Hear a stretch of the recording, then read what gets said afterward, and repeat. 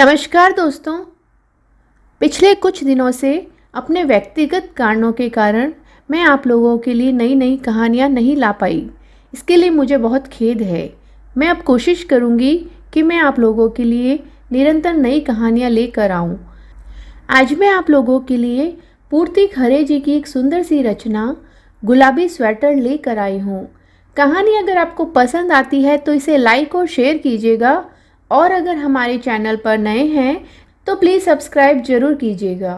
चलिए कहानी शुरू करते हैं। गुलाबी स्वेटर। प्राची पिछले 2 हफ्तों से निया के लिए बर्थडे ड्रेस की मैचिंग का स्वेटर तलाश कर रही थी।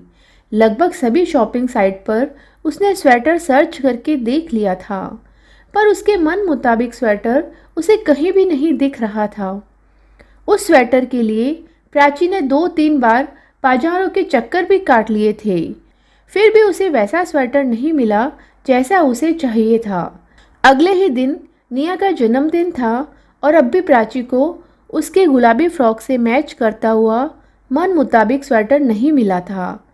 आखिरकार बेमन से उसने निया के लिए बाजार जाकर एक गुलाबी स्वेटर खरीद लिया। बाजार से घर आती प्राची को अनायास ही सासू माँ की कही हुई बात याद आने लगी। बहू, एक स्वेटर की ही तो बात है, इतना परेशान क्यों हो रही हो? अरे अगर फ्रॉक से स्वेटर की मैचिंग 19-20 हो भी जाएगी तो कौन सा तूफान आ जाएगा। कभी कभी बाजारों में मन मुताबिक चीज़ें नहीं मिला करती हैं। उनकी इस बात पर आंखें तरेरती प्राची ने उन्हें बड़ा जोरदार सा जवाब दिया था। वह किसी को भी जवाब देने से कभी भी नहीं चूकती थी, फिर वह चाहे उसकी सास ही क्यों न हो।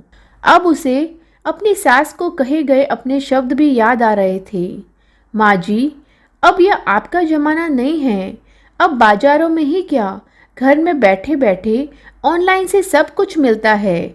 आप देखना, मैं बिल्कुल ऐसा ही गुलाबी स्वेटर निया के लिए मंगा कर रहूँगी।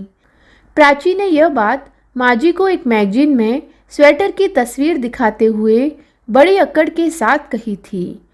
प्राची सारी बातें याद करती हुई घर आ गई और जैसे ही उसने डोरबेल बजाई, छोटी सी निया ने अपनी माँ के लिए बड़ी उत्सुकता से दरवाज़ा खोला। दरअसल निया जल्द से जल्द अपनी माँ को अपना नया गुलाबी स्वेटर दिखाना चाहती थी।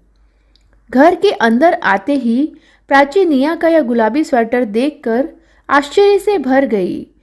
कैसे, कब, कहाँ से, जैसे कई सवाल एक साथ उसके दिमाग में कूद पड़े। वाओ निया, ये तो मैजिक हो गया। यह तो हूबहू वैसा ही स्वेटर है जैसा मैंने तुम्हारे लिए खरीदना चाहा था। अब खुशी से भरी प्रश्नवाचक निगाहों से प्राची ने अपने पति कुंतल की ओर देखते हुए पूछा, आप ढूंढ कर लाए हैं ना? नहीं माँ, कुंतल ने मुस्कुराते हुए कहा। माँ, आप? अब अपनी प्रश्नवाचक खुशी से भरी निगाहें उसने मुस्कुराती हुई सासू माँ की ओर कर ली। तभी कुंतल ने अपनी माँ के हाथों को चूमते हुए कहा, प्राची, यह हाथ अब भी बच्चों के मन को और स्वेटर को दोनों को बुनना जानते हैं। 1 हफ्ते से लगातार हमारे ऑफिस जाने के बाद माँ निया के लिए यह स्वेटर बुनने में लगी हुई थी। प्राची तुरंत सासू माँ से लिपट गई और स्वेटर की गर्माहट उनके रिश्तों को गर्म कर गई। तो कैसी लगी आपको पूर्ति खरे जी की सुंदर सी और छोटी सी कहानी गुलाबी स्वेटर? कहानी पसंद आई है तो लाइक शेयर कीजिएगा। मिलती हूँ किसी नई कहानी के साथ में, और बिल्कुल निरंतर रहूँगी मैं। तब तक अपना ख्याल रखिए।